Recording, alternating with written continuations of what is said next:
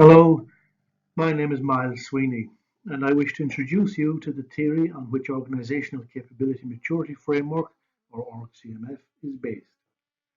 It is called Dynamic Systems Maturity Theory. It integrates systems theory with psychology, organizational science, and economics to produce a maturational model that is applicable to all human or socioeconomic systems and their activities. Just a quick recap of the main points of Module 1, where the argument was made that change and agility are no longer optional, nor is digital transformation, but that basically the older change models are not up to the task, so that a new generation of thinking and modeling is required. And that starts with dynamic systems maturity theory, which we will now look at.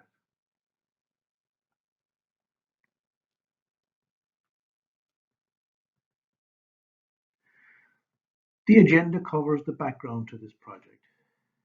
Firstly, how we got to a desperate need for such a model and the problems with change and development initiatives, as well as the obviously related limited understanding of organizations themselves. Secondly, some understanding of the scientific and practical basis of the model, because you will be asked questions about it. Thirdly, mostly we will be going through the levels of maturation or developmental learning against which the functioning of the organization is measured.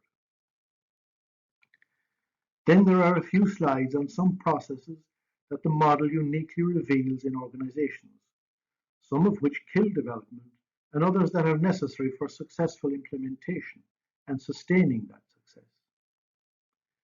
Also, it offers unique and operationalizable insight into culture, which is often cited as the main cause of developmental failure, but has never been modeled before. The failure rates that are quoted in research are remarkably consistent from the early 1960s right up to the most noted publications such as the Standard Book on Change Management by Burness in 2017. Now, it was a personal crash into an instance of such failure that caused my own disorienting dilemma that something had to be done. A top management consultant had responded to a general manager who was an aesthetically motivated individual, i.e., he wanted harmony all round, etc., and installed a self-directed team structure in a manufacturing organization that was characterized by bullying on the shop floor, obstructive embezzlement among management, etc. Now, this instance reflected a common mistake of overshooting the learning capacity of the system. The outcome was that what little discipline had been evident quickly disappeared, accidents began to happen, a big accident occurred, and the plant was shut, with a regionally significant loss of jobs. The underlying problem has been noted by many. As we will see, most organizations have cultures that are not adaptive enough. For example, far too many organizations are too dominated by their bureaucracy to be adaptive, innovative, or agile to the levels that are required for the modern VUCA environment, or take on change that introduces complexities such as self-directed teams, open innovation, forms of digital, etc. The issue is extremely serious. Premium returns from agility are measured at 300% by Gary Hamel in late 2018, while the discount for bureaucracy are the same and up to 500%, especially if managed by authoritarian leadership. We have this from Spain et al. 2016. This represents both ends of the DSMT model, which I'm going to show you. The evidence stacks up that the problem is with the maturity levels of the organization, insofar as 78% are at sub-agility levels, with titles, as you see, such as bureaucratic, trapped, etc., in a graphic from McKinsey 2018. So the remedy is clear. Organizations must display an adequate level of maturity across their system before the specific change of the kind typically sought will gain traction and produce the desired results. If you have surveyed developmental models, whether across psychology, organizational science, or economics, you will notice that most, if not all, share a common design feature. They have a maximum of 5 steps. Now, why is this? Freud, Maslow, Greiner, Kotter, etc. seem to have a thing about the number 5. Well, the real reason is that working memory can hold only a range of items in the mind at any one time, and that number is 7 plus or minus 2. So the easiest memory trick is to stick to 5, so everybody gets it. This is only one example of a pattern of a tactical effort after simplicity. So it is no wonder that failure rates are so high, because the models have nothing to do with what is best for the client organization, but more to do with dumbing down everything, including the organization. Furthermore, such simplicity and shortcutting feeds into the cultural issue with bureaucracy and authoritarianism and all sub-agile cultures that is fleshed out in various papers on our website. It is linear in concept, choosing to take the shortest route to a goal. A similar linear approach is mirror matching, which is working with something that has worked somewhere else, which is typically disastrous, as it was for my exemplar failure case outlined earlier. And the truth is that bureaucratic and authoritarian mindsets and cultures are linear due to the clear line of command and hierarchy, respectively.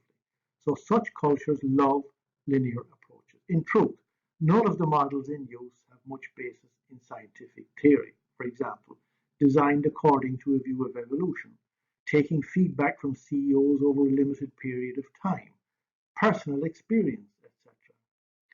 The opposite of linear is lateral, and some phases of the model have distinct bias to each, but maturation is an integrative natural process that develops through each rather than getting at any one.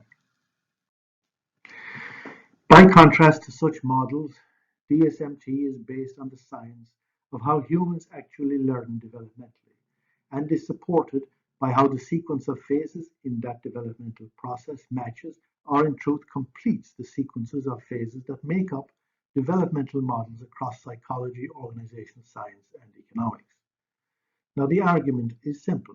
A collective of human minds will reflect the same patterns of developmental learning as a single human, each emerging from the same established psychological patterns. So the modeling of each progressed in parallel, each feeding the other because bias in each paradigm led to gaps. In organizational science, these gaps are towards the problematic end of the model, and in psychology, they are towards the higher end of the model. The goal was to operationalize a model that could determine the functioning of a system in terms of the learning level of the system, and then to provide guidance from that level as high up the model as the system required to go. The resulting model has 7 levels of organizational learning or maturity. The lowest level is called inversion, which relates to a turning in on itself, whether it is the integrative disruption of motivating radical change within the system as a start of developmental change, or on the other hand, the disintegrative disruption of motivating loyalty that is self-serving and exploitative of the system, as in embezzlement. The highest level is leadership, when the organization is shaping the course of development of the macro system, and we will go through each in turn. Now, this is simply a quick look at how the levels are presented in the online graphics, but as you can see on the right, incorporate the phases of the DSMT model that we will now look at in detail.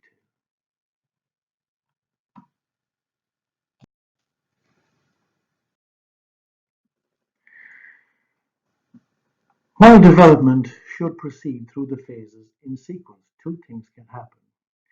On the one hand, for example, an opportunity arises to produce an innovative product and the organization leaps a few phases or two, and does so.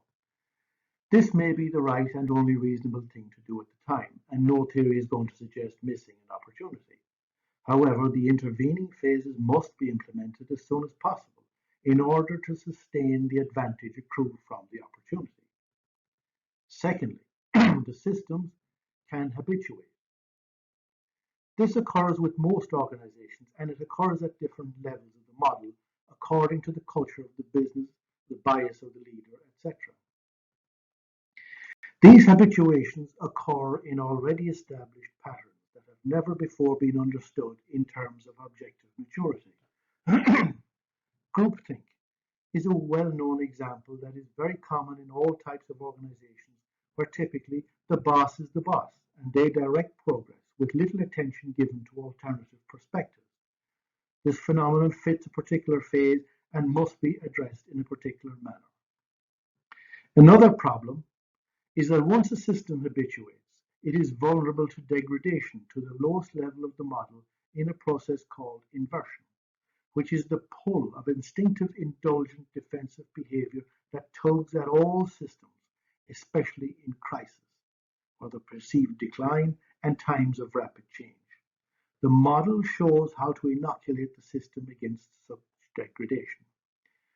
You will recognize as you proceed through the slides on each level that the ideal resolution of the problems of habituation at one phase is to implement the activities associated with the next phase. However, if diagnosed in the sub-agile levels of 1 to 4, there will simply be no traction for such a step, and the developmental process should start at the beginning. Now the slide after this one displays the model in a manner suitable for learning, but just before that it is important to say what is being measured in this particular approach. Academic reviews of DSMT acknowledge that it brings far greater definition to what it is doing than any other model, and in particular, this makes explicit what can grow the system, and these are called construct capabilities. Now, many other models confuse problematic functioning as a capability, when it is actually, for example, a symptom of habituation along the maturational path. In other words, belongs as a single data entry point on the matrix, rather than a whole capability in its own right.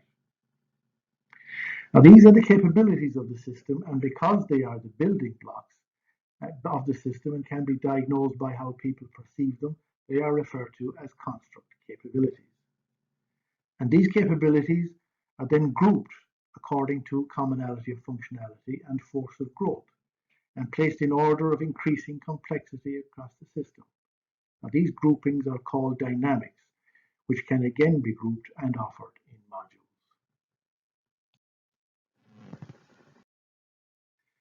So this is a graphic resulting from a diagnostic-based intervention through the model.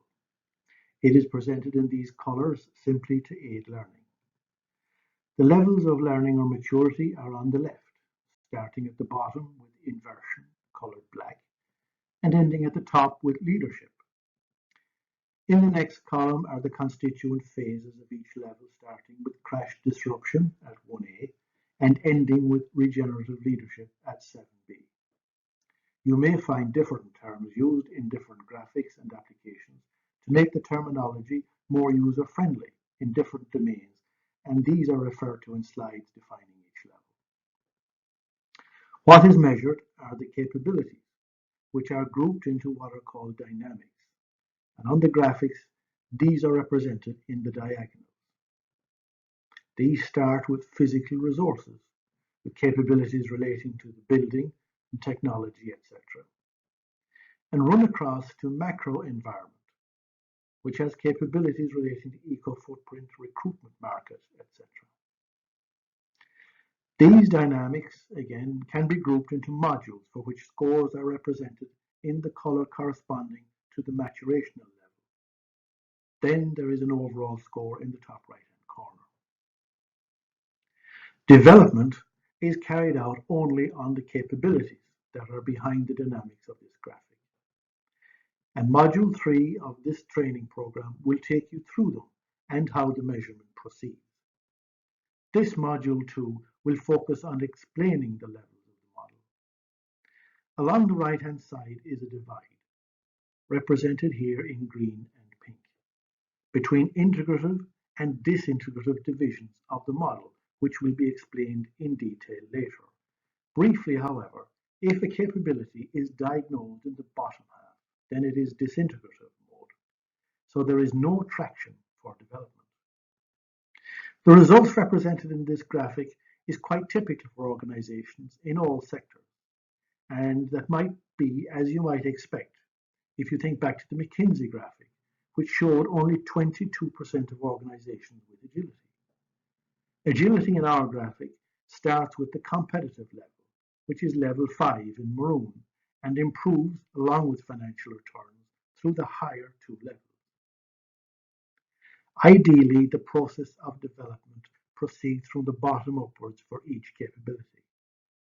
In turn, attention for the construct capabilities and dynamics should proceed from left to right, as they are positioned according to increasing systemic complexity, starting with the most basic, for example, the facilities. Because let's face it, if the building is unhealthy, cramped, or dangerous, there is little point going any further looking for optimal performance from people. In this graphic, the directive dynamics of the organization have reasonable competence, but they are simply not bringing the system along with them because their focus is too narrow among the capabilities. And for example, the product dynamic is stifled by a niche market, captured by the comfort zone level of the model, which definitively describes a system in equilibrium. The problem for this organization was that they were tied into a symbiotic relationship with a single client and had not taken on board the damaging effects of such a relationship. You can read how the effects of this market positioning played out in the organization, as well as how the developmental intervention turned out, because it is one of the case studies posted on the OrgCMF website. Now we shall look at each of these levels in turn.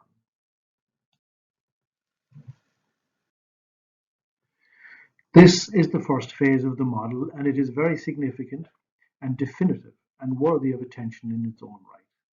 You will note that the phase is titled in the color that corresponds to its position along the hierarchy of levels on the model presented in miniature to the right, just to keep in mind where we are on the model when talking about each phase.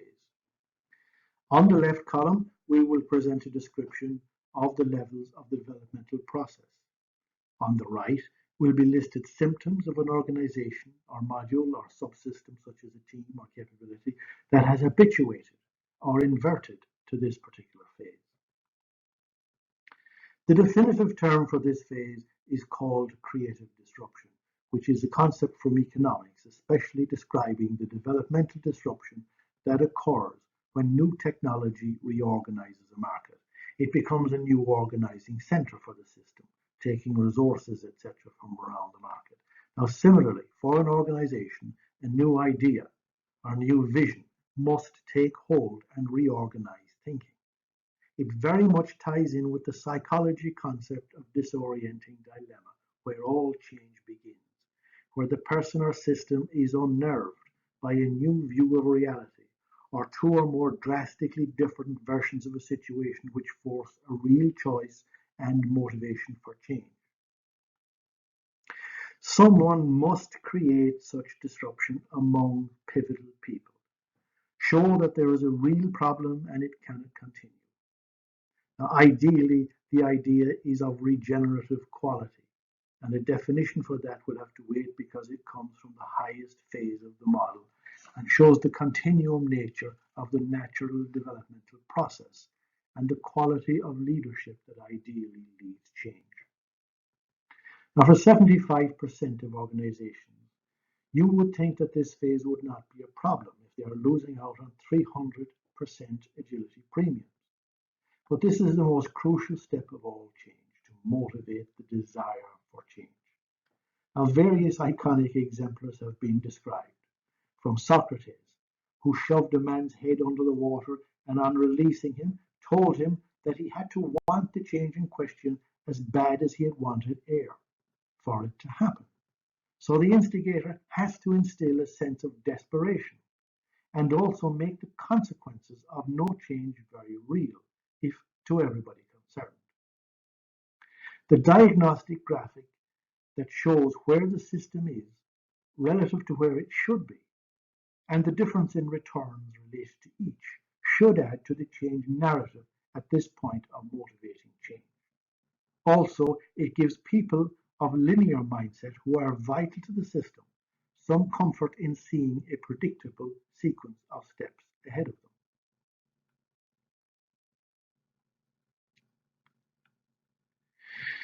Now in the right column, we see the symptoms of habituated disruption, which we call disintegrative, or degenerative if they habituated in the disintegrative half of the model as this phase is.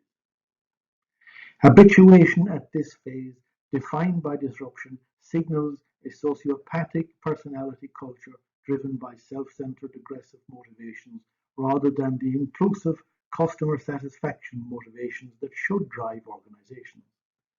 Now, narcissism is the most iconic personification of such habituation, and such leaders will take the system down with them when it becomes so rigid in its fulfillment of their own requirements. And of course, those Klingons that gather around such egocentric people and gravitate to such circles. Linearity. What binds agility in organization is at its strongest with this absorptive singularity at work, with methods that are more crude than with groupthink, and of course, complexity is brushed aside as unwarranted, as they are often completely unable to grasp any degree of complexity or systems or holistic thinking.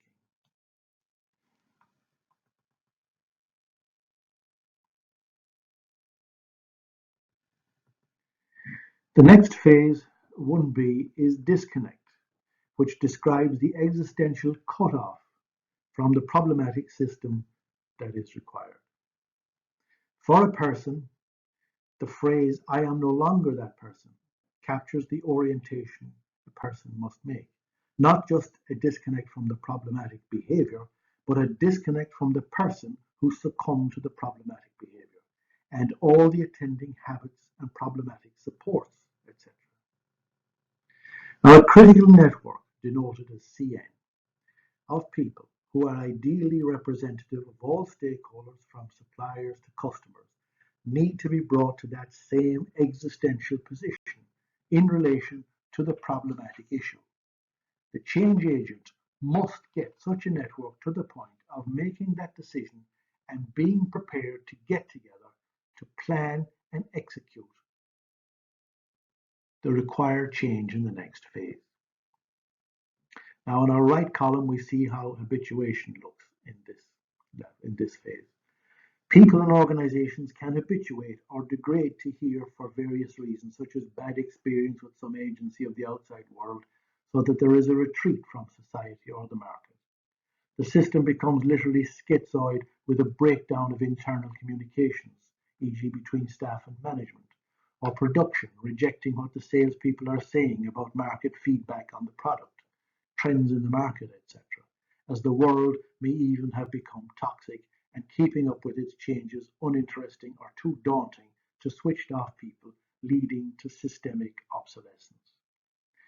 Both people and organizations in this state reflect what psychology calls learned helplessness and may even require radical force applied to them, such as relocation or takeover, respectively. In my introductory case, the schizoid breakdown had begun, and indeed the system eventually gravitated to this stage before shutdown.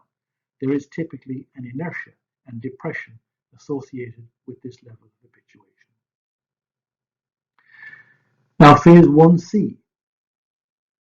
Incubation describes the change agent getting the critical network together and ideally in a degree of removed seclusion to focus on planning the change development initiative or taking the particular construct capability through the phases.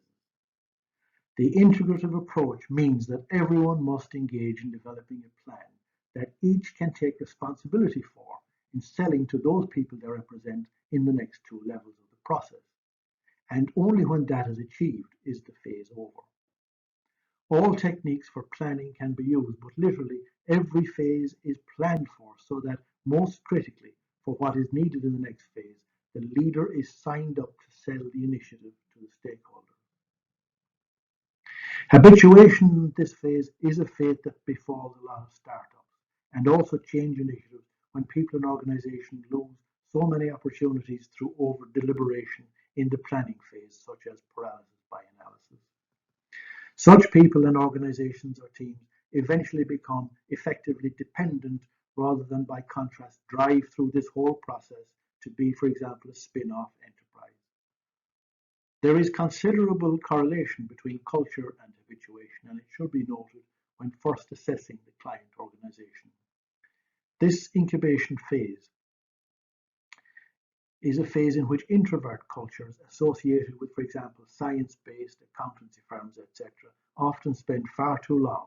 So for a consultant or change agent, extra effort and vigilance may be needed to get them through this phase and out the other side energized.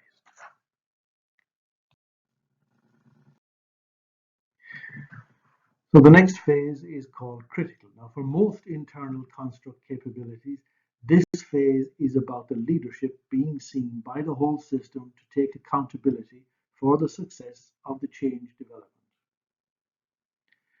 and also be the key source of discipline for achieving the milestones, etc. Ideally, the leadership style will represent DSMT's highest form of leadership called regenerative leadership, which we will describe later definitively. But it is egalitarian in connecting and constructively energizing in motivating people in a supportive, empowering manner. However, if the leadership is that of a neurotic dominant orientation, then habituation will set in. Nevertheless, great energy is required, and contact with the people is a source of vitality, so that everyone must feel personally connected to the critical singularity of the system. In other capabilities, this phase is about securing a critical customer, a critical supplier, critical technology, etc., that fits with the overall strategic growth plan for achieving organizational advantage at level 6. The most well-researched example of habituation here is groupthink,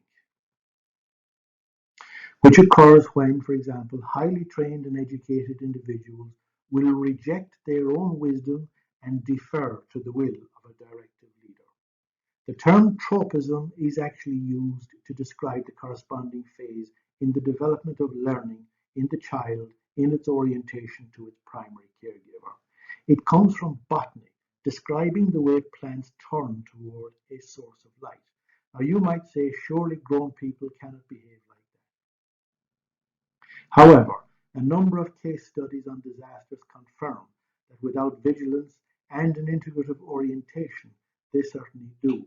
The classic cases proposed by the originator Irving Janis are the Bay of Pigs, where childish name-calling deterred dissent; the Challenger disaster, where the engineers knew the bolts on the shuttle would not hold as a result of the temperature change, etc. Similarly, whole companies have failed, such as Polaroid, who squandered a 2-year lead on digital photography because everyone deferred to the founder's belief that people would always prefer paper photos. In a case study by Bergelman, such reference for a particular chip nearly brought Intel to its knees, where the chip came to be described later as a creosote bush that burdened any strategy based on any other chip. Mentoring is the leadership style that focuses on repeating the behaviors of the past rather than enabling the person to learn and grow from learning, therefore supplying mimics rather than leaders in their own right who really own their own skills.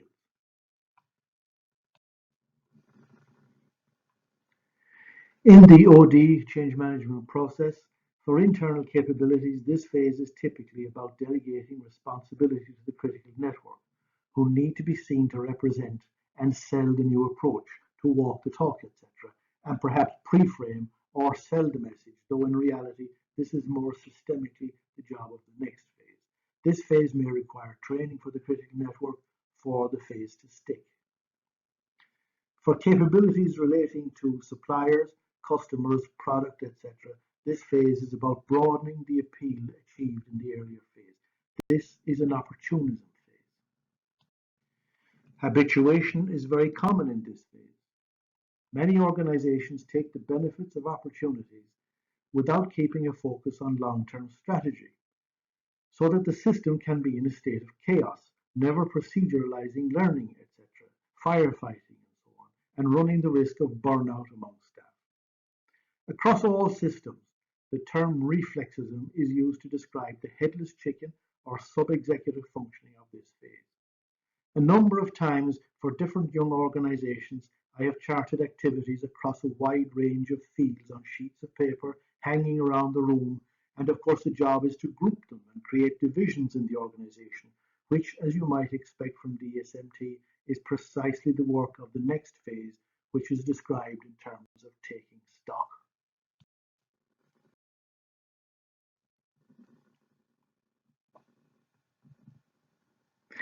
Along the different capabilities, this phase is best described as the socio-emotive or comfort phase, where people are onboarded with the change through workshops, communication cycles, publications, etc.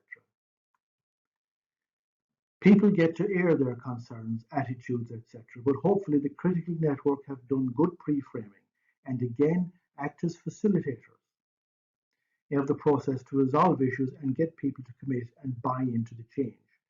What are called parallel structures may be appropriate, wherein, for example, even sports and social events and non-work related activities can be helpful. There is an ice breaking so that people get to engage with other people rather than just their roles, and the process is humanized. Time limits must be placed on these in terms of preparing the emotional dynamic for onboarding.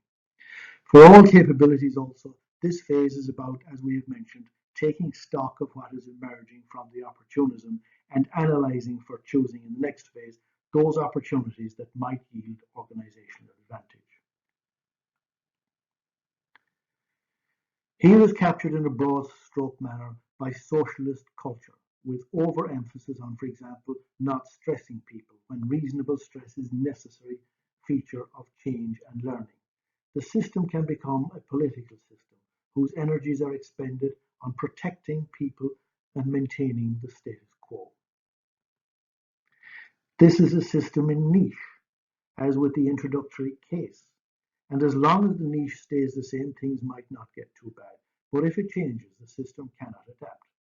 However, a niche or symbiotic relationship with a customer stifles autonomy, creativity, and growth, and undermines all the best features of human nature, so that especially the executives will find the atmosphere becoming toxic to the self.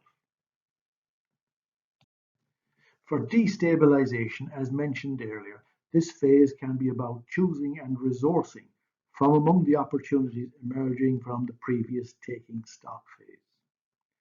Once the people are reasonably onboarded for other capabilities, it is time to challenge them with taking on responsibility for the desired initiative and, for example, signing up for the training, etc., of the next phase. Tactics involve piloting the higher phases such as training, resourcing the chosen opportunities, and also positioning in the CN people who have emerged from the previous phase with credible leverage potential. Habituation here is a very unhappy place for people who want things to be as good as they can be, especially if the change fails. These are the people whose motivation the change agent might rely upon. These are disenfranchised and outgrouped. In other words, they are made to feel strange, so that they either leave or suffer psychologically.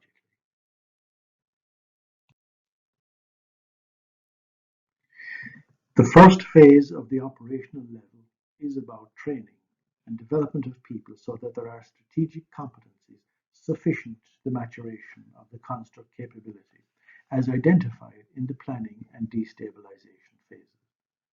I have always found that this is definitively a massive weakness in all organizations and one which is far more significant in the VUCA environment. In particular, soft and professional skills are paramount for people to become agile themselves and comfortable and effective in the dynamic professional environment.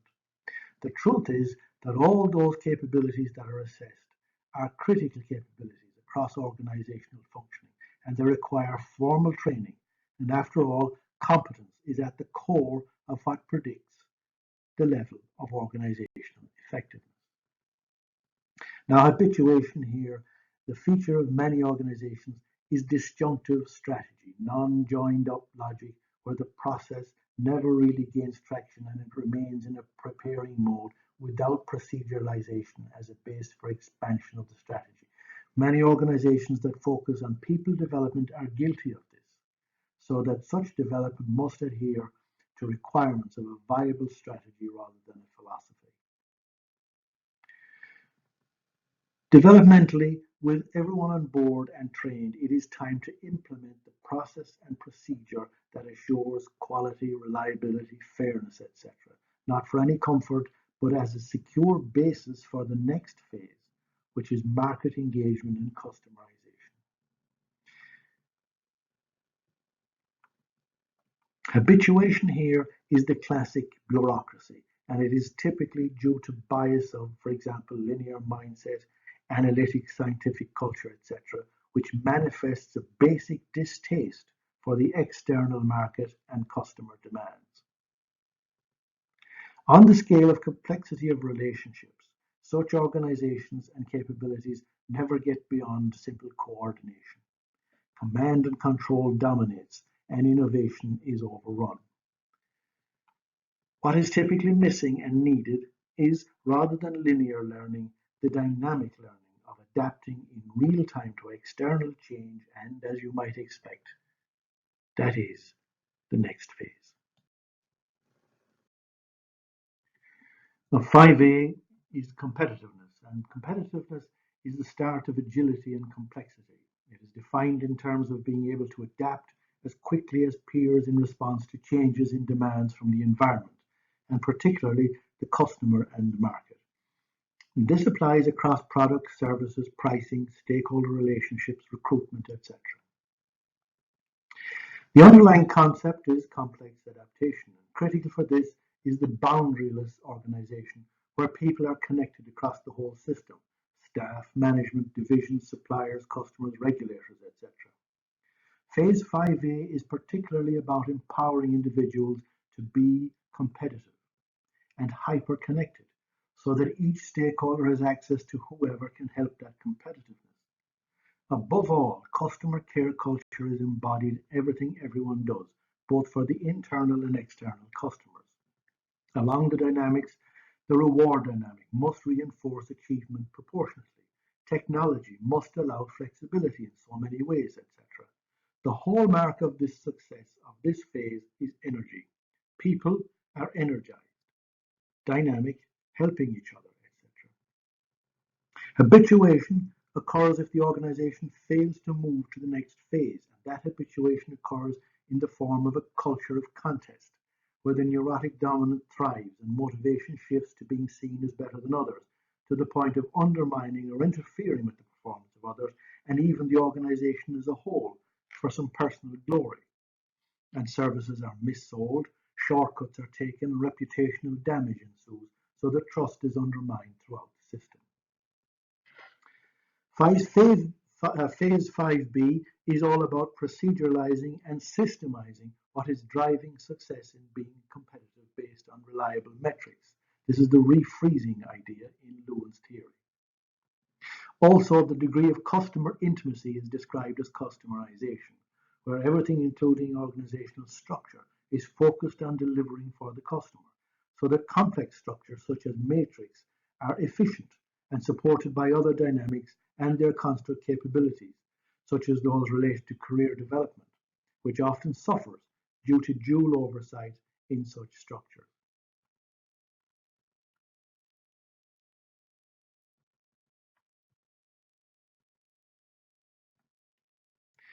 Again, habituation occurs through failure to progress to the next level and results in the customer shaping the organization rather than the organization differentiating itself and taking charge of the market and shaping customer desire, etc., in the next phase. Furthermore, without progression, the organization cannot have competitive advantage that is sustainable because the mantra of faster, cheaper, etc., is achievable by everyone unless there is some special knowledge involved.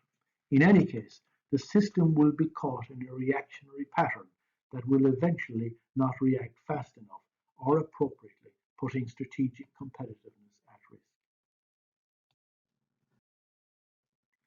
With advantage, which is a level that only 20% of organizations achieve, empowerment moves to another level. While maintaining rigorously the benefits of all the lower levels, people are empowered to express themselves. The desire is autonomous structures, but this is a fallacy unless particular attention is first given to empowering people in autonomy at the individual level. If it is not secured there, it will not take hold in the collective, such as teams, task forces, etc., of the next phase. People have to be personally trained to be innovative, self-expressive, etc., and it has to be instilled in the system as a critical value that is sacrosanct and protected and supported by the leader, management, procedures, etc., so that everyone feels safe in expressing their views, sharing ideas, etc. Training and structures should be fit to drive innovation. And from dynamics such as product, this is focused on delivering the potential competitive advantage that was recognized and shaped in the earlier phases, whether the initial planning of the incubation phase, choosing from options arising from an opportunistic phase, or the dynamic learning that occurs in the competitive phases. Habituation here is usually a function of neglect, and as explained earlier, many organizations rightly go straight to this phase and get their innovation to market as quickly as possible. But all phases should be built into the system for sustainability or degradation will occur. Now, this has been experienced by the best of companies such as early Apple. For years, Apple maintained a culture at this level without proper support, particularly the market scanning of the previous level or moving to the next level, and this suffered accordingly when Microsoft, which was more clued into the marketplace and what the market needed, passed them by. With the people supported properly from the previous phase, it is time to systemize innovation and autonomy. With many critical capabilities operating at this level also, structure should safely involve two self-directed teams, task forces, etc. Again, all stakeholders should be involved, and the system now moves from earlier phases of coordination and cooperation to now engage in collaboration, and ideally of a self-facilitated kind, where stakeholders generate communities which they facilitate to inform and drive projects. Now, habituation arises here from a very human failing, which is a reluctance to take on the responsibility of actually leading the way. Unfortunately, this leaves it to others to take charge of the sector and undermine the advantage even with inferior product. When people see this happening, disillusionment sets in and degradation occurs, as happened in the case of Polaroid already mentioned. Switching off the dynamism of an organization in this way often creates an irretrievable situation, as is visible in many sports contests when a team with a seemingly unassailable lead relaxes and effectively relaxes control on proceedings. The problem is that if the other team get a foothold in the game and sense the weakness, their performance transforms, while the leader simply cannot switch the system back on. Manchester United won their last European Cup in exactly this manner.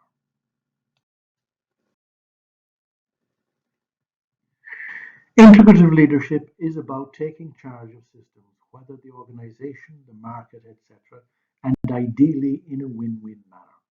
This is no softly win-win or equal sharing of the pie. The organization is simply to ensure a reasonable level of satisfaction among relationships with suppliers, customers, etc., in terms of trade-off between pricing and benefits. If the organization becomes simply exploitative of a leadership situation, then it will attract exploitative people. And of course, this is the lowest level of the model. And degradation is assured in the long run, which of course is getting shorter and shorter these days, with scandals with regard to shortcuts, cheating regulations, etc., coming to the fore easier than before. Furthermore, integrative leadership embodies integrity, where innovative people are more happy, motivated, and self-engaged. The concept of integrative leadership literally integrates much of what is researched on leadership effectiveness, and concepts such as authentic leadership, contingent leadership, etc. are involved. Ideally, the leadership in a company and given by a company should embody learning associated with all levels of the maturity model, so that there is experience and competence in the involvement in change, decision-making and planning, experience in crisis or critical leadership, delegation, good socio-emotive skills, discipline in process and procedure, hyper-connectedness in the sector and the broader world, and what the humanist psychologists call a valid self and a mature sense of global citizenship and responsibility. Habituation can even occur here and is visible in many leading companies. It is a very natural process of arrogance that occurs when people feel that they or their creations are special and affords them a sense of entitlement to rewards.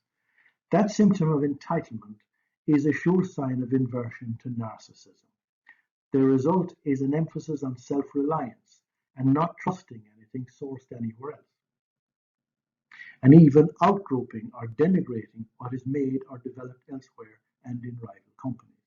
This is particularly painful for the system for its effects on the necessary process of renewal, which is an important function of all human systems. This must be done from both inside and outside, and the organization must bring in fresh people, fresh technology, etc.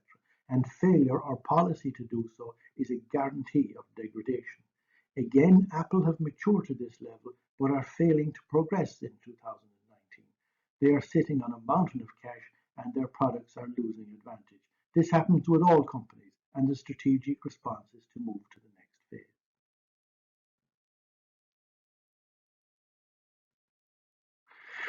Regenerative leadership is all about refreshing the system. Internally, this is done by reinvigorating the developmental process on a cyclical basis. This means assessing all the capabilities, going through the process of disconnecting antagonistic influences, reasserting leader and management commitment, sounding out people for issues, realignment with strategy, etc., etc. Now, externally, regeneration is about spinning off enterprises, engaging in M&A activity, joint ventures, hubbing, cluster development, etc. As mentioned before, this phase is ultimately a requirement for all mature companies. And as has been mentioned in regards to Apple, they should be buying growth in such manner for some time now in good diversification strategy. It should be obvious that since according to dovetailing research from others such as McKinsey, relatively few organizations make it to this level and are operating at lower and different levels, and this is problematic and cause of high failure rates in a move like M&A that should be, according to accountants, anticipating significant benefit. However, only 50% of M&As achieve greater than sectoral average for financial returns after 3 years. The maturity diagnostic developmental approach can greatly alleviate the typical friction in M&As.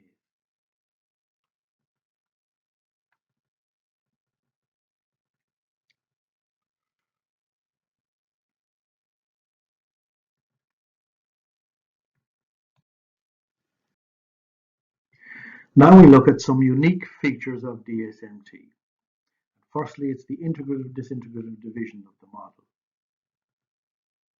For developmental interventions, the key outcome of diagnosis is to differentiate between those capabilities that have integrative capacity to take on change and those that do not.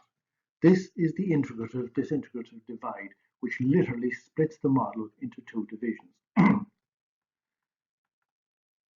For those capabilities that are measured at or above the competitive level, there is probably enough integrative capacity whereby development will have traction, and the next step is simply to implement the next phase, so that e.g. if competitiveness is established in good process and procedure, the features at the advantage level are introduced.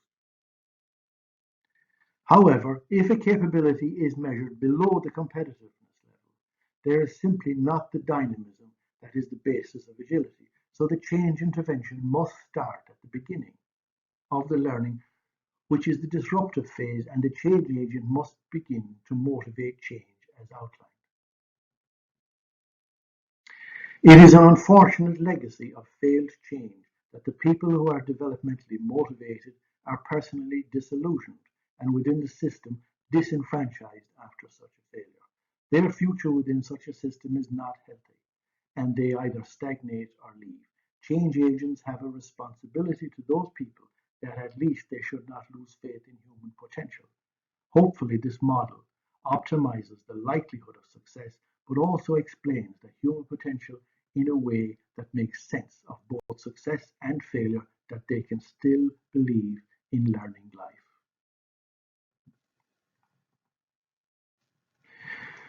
The research on change management and mergers and acquisitions in particular constantly refer to culture as a cause of failure. Now, culture has always been a poorly defined concept, described as, for example, the way things we do around here. Well, DSMT changes that. The most comprehensive analysis of different types of culture produced 12 different types, but just left it at that. However, they all correspond to different phases of the DSMT model.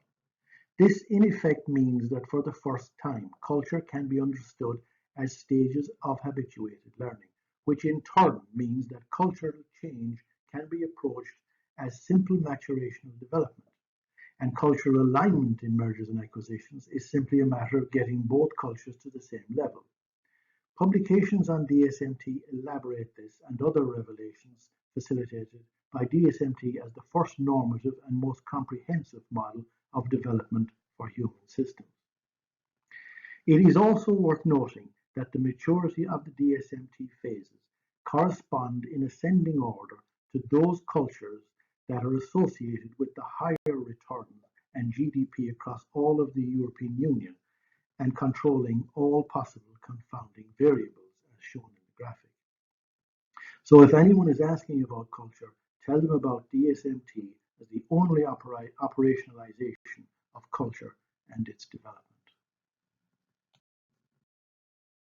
The previous poor state of cultural analysis is all the more pathetic when you realize that 50% of all firms are actually auditing culture because they see it as critical, even though such approaches are recognized as, and I quote, lacking depth and richness, coming straight from PwC, who are engaged in the practice. Now, DSMT changes all that because it comprehensively achieves the following. It defines culture as a habituated stage along the maturation process, provides clinical and engaging diagnosis, operationalizes targeted change interventions to optimize traction, provides normative guidance to develop culture maturation to the required level, guides personnel selection and HR strategy fit, defines new concepts and remedies, for example, inoculates against the DSMT defined process underlying cultural and mindset degradation in all human systems, etc., etc. And the VUCA world that is in need of valid agility, depth, and richness has arrived.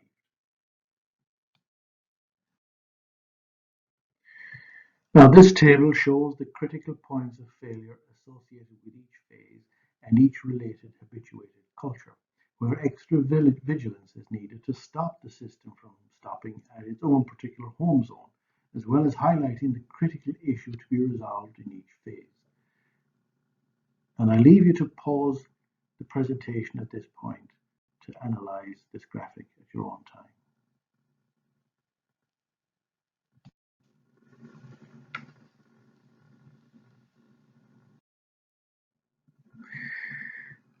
Now I want to introduce you to the concept of inversion. Inversion is a more operationalizable term for something that has been appreciated in psychology for over 100 years and been understood in politics for longer, the tendency for human systems to gravitate to their baser levels of functioning. This tendency occurs in all organizations by attraction to the very biases that we have shown associated with each phase and cultural type. But once an organization begins to degrade, it takes a usually unlikely decisive intervention to turn it around. It's the story of the frog in the slowly heating water, where people's responsiveness diminishes as the change takes hold.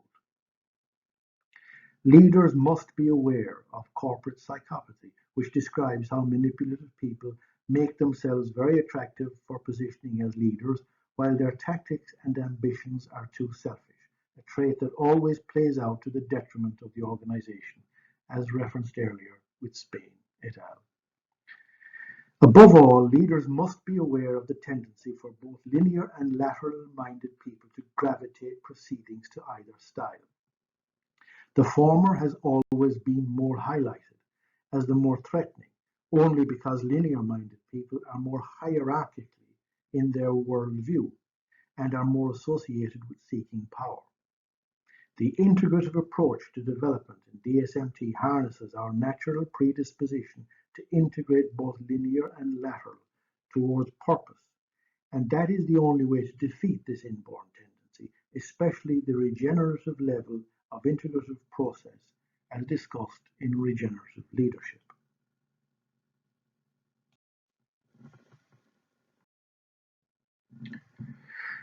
Regeneration as a phase is the ultimate level of system, as we have seen, but regeneration as a process begins at the very beginning. The change agent should ideally represent to the organization the style of regenerative leadership as discussed when they are arousing a critical network, etc. Similarly, the leader needs to display a regenerative style of leadership at the critical singularity phase to sell and drive the initiative forward.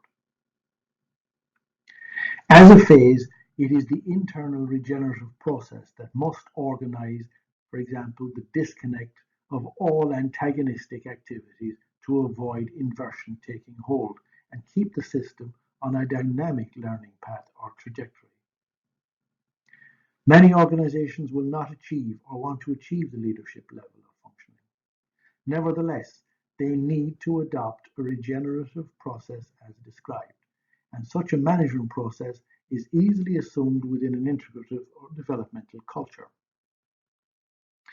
The ultimate expression of regenerative leadership occurs when the organization generates spin-off enterprises as a regenerative ecosystem.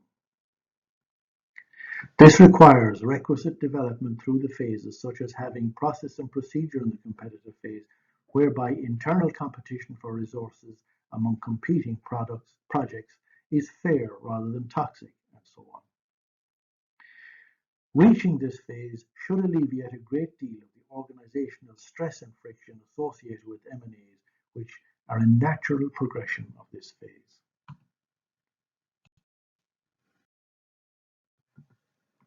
Now, this graphic simply shows various functionality where greater capacity is a function of DSMT maturation. The collaborative column on the left is a fuller explanation than used in the culture graphic. This slide gives a good overall positioning of the levels as habituated and how they play out in real life. If you're interested, you might just pause the presentation and peruse the display.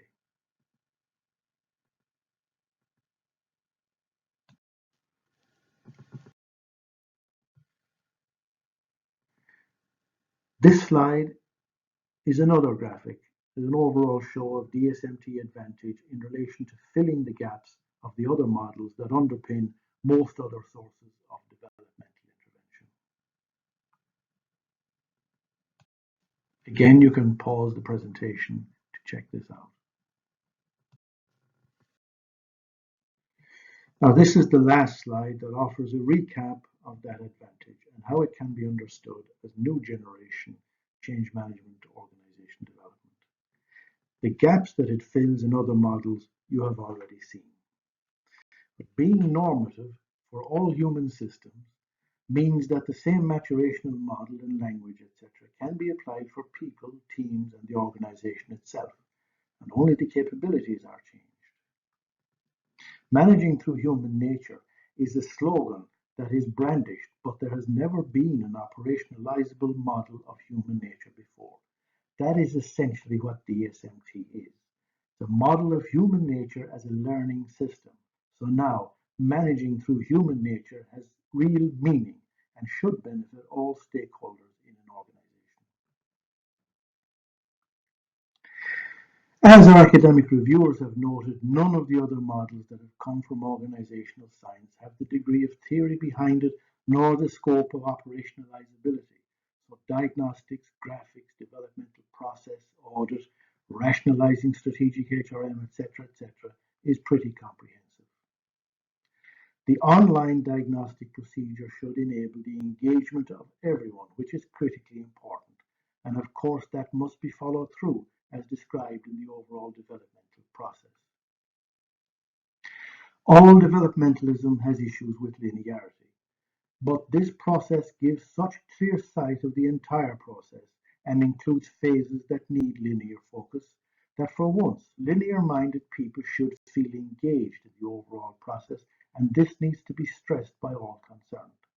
Similarly, lateral thinking people who are neglected altogether in other approaches need to be similarly boasted by the degree to which they are catered for in both the socio-emotive and innovative levels in particular. Above all, a leader should grasp the need to get people to grow as the model outlines, to encompass each level, which integrates both in the proper manner in their application to their work. As explained already, there is an emphasis in DSMT on learning process that needs to be a lifelong commitment, not just for people, but for organizations, as laid out in the DSMT process on a cyclical basis to keep the system regenerating. Traction and sustainability, while these are the two absolute critical goals and advantage of the DSMT process, they must receive great attention in the developmental applications. Reinventing change management and making organizations fit for the 21st century is the title of a global online competition run by Gary Hamel that an earlier version of the model won, but it captures very well the sense of new generation change management and organization development that the model offers. That completes an introduction to a working knowledge of the levels of the model and its processes. The next module will explain how it is applied to develop the organization. There will be papers, etc., available on the website for specific issues that you might want to understand or address questions that might arise with prospects and clients. But keep in mind, there is nothing actually new in this modeling. It has just been put together in a more integrative manner than it was across the divisions of School of Psychology and other disciplines. Good luck with it.